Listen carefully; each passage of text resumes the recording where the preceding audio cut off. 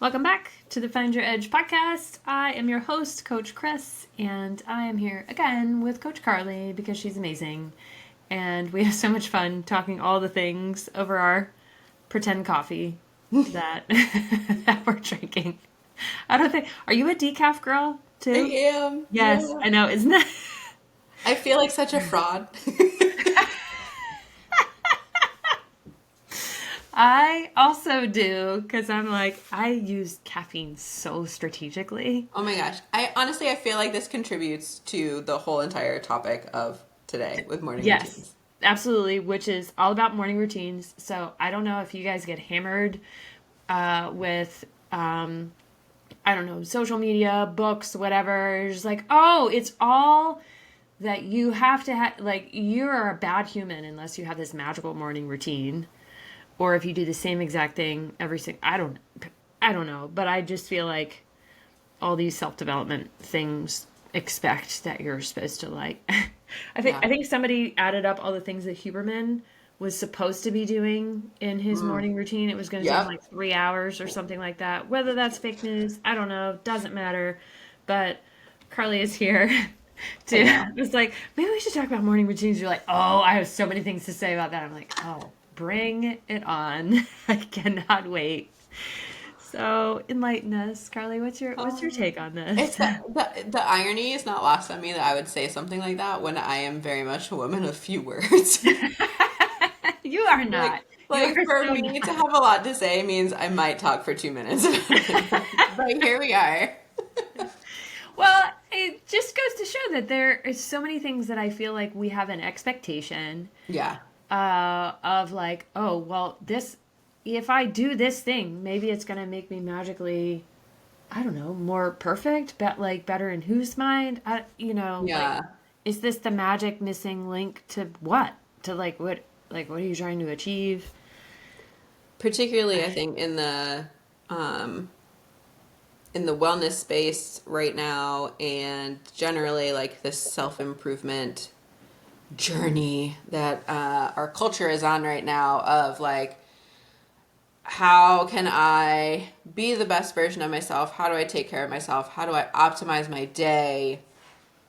And it's kind of evolved into like how do I optimize every minute of every waking moment that I have? And we've just like it's gone too far, y'all. Rein it in. Rein it in, okay?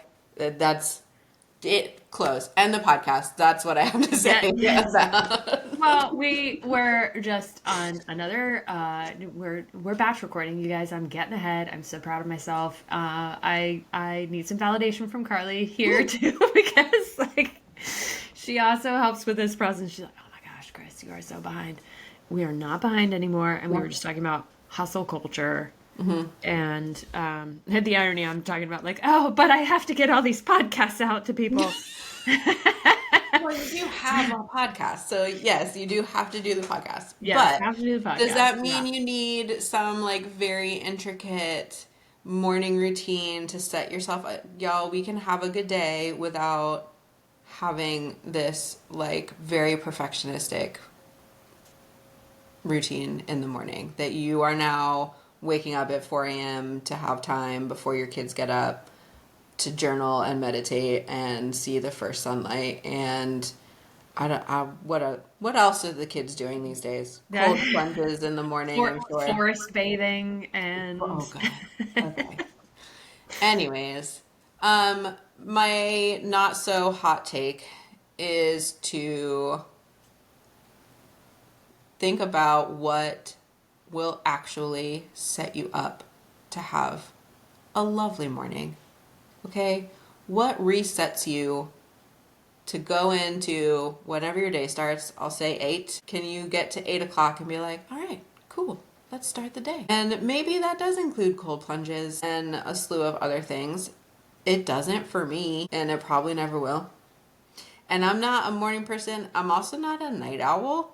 Your girl likes to sleep a lot. So I'm not going to stress about waking up extra early so I can do all of these things before my workout, before I get my kid ready for school, before I go to work. It's not going to happen. But most importantly, the purpose of whatever sort of routine you have in the morning, because I'm sure you do have some version, even if it's loosely a version of a routine for the morning, you have some sort of like something that you do every morning, right?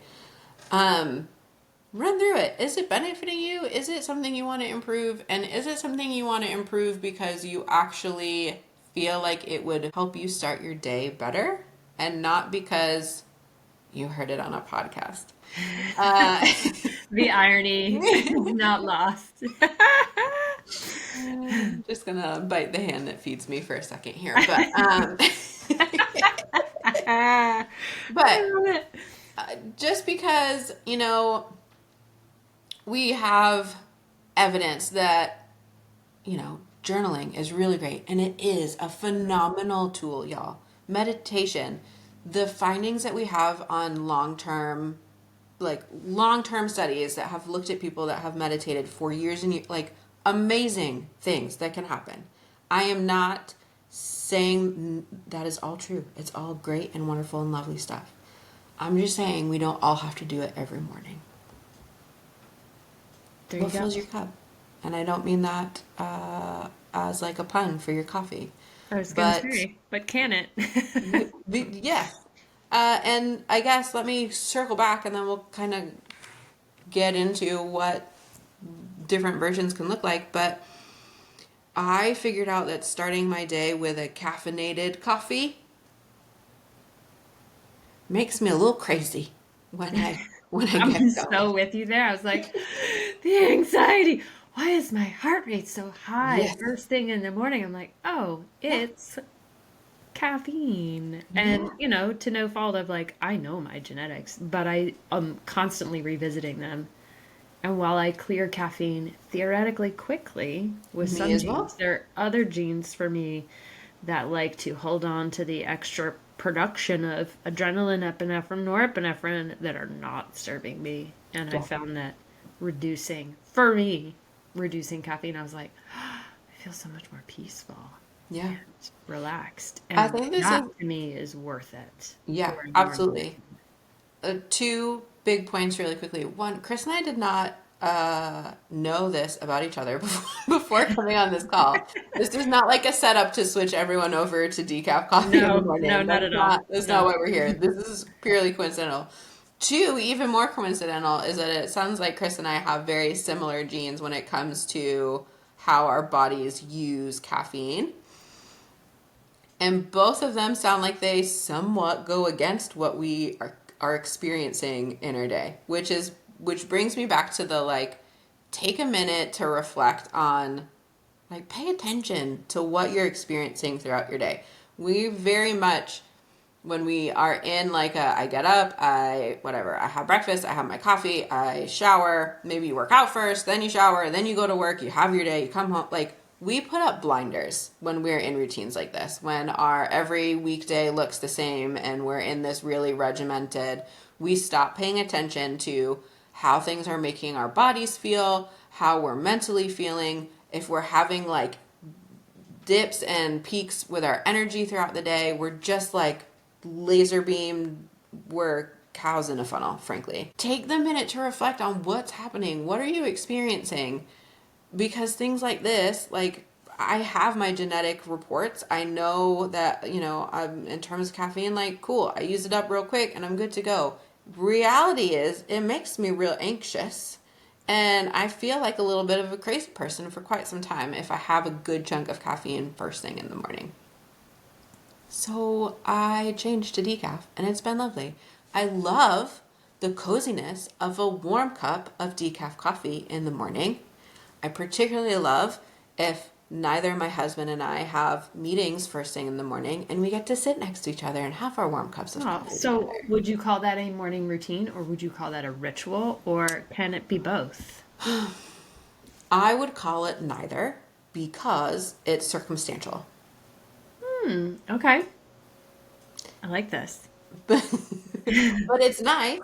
And like when I take my daughter to school in the morning, and then I'm like, hey, are you like, do you have a meeting? Will you be in a meeting when I get back, or can we have coffee together? And it's like a nice little way to start our day. We check in with each other. Any of y'all that have tinier humans know that like you don't really get to talk to each other when they're around because they ask a lot of questions and they make a lot of noises and they just generally interrupt every three statements that you make. So it's really nice. And we just check in and see how we're doing. And it's really lovely.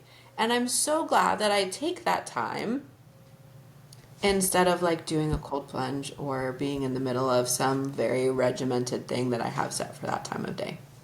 Now, if my husband has a meeting, or obviously if I have a meeting, I'm off to work. But if he's busy, I just pop on and I get started with my day, and it's no thing, right? Like it's very fluid. But I do always have my nice little warm cup of coffee because it makes me cozy and I like it. And that's really all you need. Not coffee, just something that you enjoy in the morning to start your day off on a nice little note. Yeah.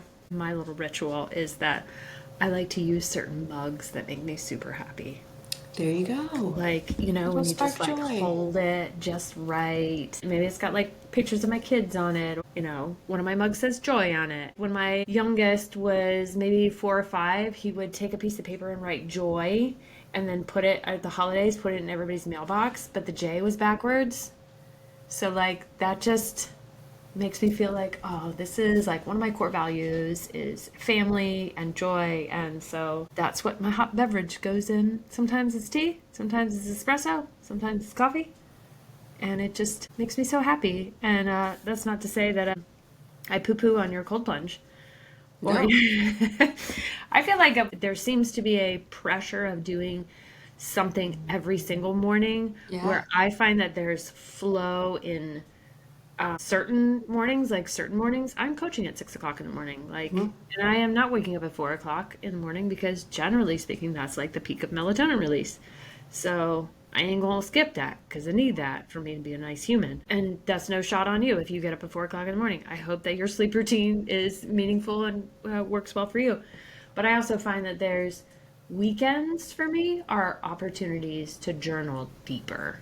Mhm. And I feel like mornings on the weekdays, it's going to be rushed. Not to say it's not meaningful, but I feel like it's not going to provide me the deepest value for Yeah. the amount of time that I can like contribute to it. Mhm. So, Oh, and anyway. I think, and I can't emphasize this enough. Likely, majority of what you're seeing that like creates these wonderful morning routines that you are learning about, hearing about, seeing, whatever. They're great components of a day or a week. Do they have to happen from 4 to 6 a.m. every morning? And if you miss it, things will be miserable. I think that's my main point here. is Yeah. is no. If you need to meditate at lunch, go for it. Especially don't skip your sleep to wake up and do things that can be done later in the day. Like, that's just, get your sleep, y'all. That's the I one thing. totally Everybody agree. skips their sleep thinking that they're waking up to, like, you know, be efficient with their day when really your brain would really like you to sleep more, please. Thank you. Yes, the amount of benefits that come from quality sleep is just so vast. Like, let me begin. The benefits of your metabolism, human growth hormone release, memory consolidation, etc., etc. And I guess let me also add, because I'm sure a large portion of those of you listening are like, yeah, but I train in the morning. Mm-hmm. I'm not at home, Carly. I have also gone through periods of life like that as well. And that doesn't negate the underlying message I'm trying to send here of it's great if you want to wake up and go work out and that's the best time of day for you to do that. Excellent. I hope you're getting to bed at a reasonable time, like we said. I also hope you don't feel the pressure to try and like habit stack some other things into that morning routine. You're already off to a great start. You're moving your body, you're getting your endorphins go. Like all the good things are already happening just because you woke up and got out the door. So don't feel pressured that you need to also add these other elements and these really intricate things into it. Like check it off the list. Great, you had a great morning, off to a great start. Now go start your day. Again, meditate in the afternoon. Journal before bed. It doesn't all have to happen. It all doesn't have to happen, y'all. B, it doesn't all have to happen in the morning. But I need to be a perfect human and meet some random expectation Yeah. of some Navy SEAL that I don't know. Like, I would be the worst Navy SEAL, which is why I'm not one. So there's that. Same. Same. There's also, okay, if any of you are also like, but I really like Navy SEALs, because I'm sure maybe certain ones are coming into mind at the moment. Full respect to actual Navy SEAls, first and Oh, yeah, foremost. 100%. Yeah. Second of all, what you're learning for them and why they teach what they teach and teach it so well is because they had to have those skills to do their job, Yeah. which To was, survive. yeah, yeah. And not just survive, but have an Yeah. expectation for an entire Perform what they country. needed to perform as a Navy SEAL, okay? This is my counterpoint. Okay. You're not a Navy SEAL, so you probably don't need a lot of those things. Now, are those skills maybe applicable in other areas and at different levels and intensities that could be helpful? Yes. Do they need to be done to the levels and expectations of a Navy SEAL? No, because you're not a Navy SEAL. Yeah. So that's likely not very fitting for your life and life balance. And lots of other things. Yeah. I digress. Yes, I know. And as you're saying that, I'm like, oh my gosh, I would love to see their genes because I have a sneaking suspicion that they're all like there's one particular gene, it's the COMT gene. So if you have a certain genetic variant of that, you tend to be like thrill seekers. Oh, yeah. Like because you clear that epinephrine, norepinephrine 4, which I am the opposite. You clear that super quick and then you're just like next, bring on the dopamine, like bring on the thrill. You know, we're not all in that boat, and I don't know, I feel like we're meant to have all these different journeys and these different challenges. That's why we've been put on this planet. Yeah. Well, and it always circles back to every time I say, like, stop comparing yourself to other people. This is a prime example why. They're either for a multitude of reasons, but when we look at genetics of people and they're like, when we think of how brains operates can so differently with things like what you were just talking about. Yeah. And then we think of things like recovery needs or, you know, genes that can be proponents for building strength or building endurance easier than other people. While we're all the same, your body doesn't necessarily work like that person. You could be doing the same things and have vastly different experiences doing them.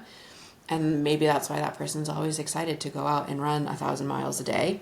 And you're like, this doesn't feel great and I feel terrible. Yeah. And that doesn't mean that either of you are right or either of you are wrong. You're just your own person.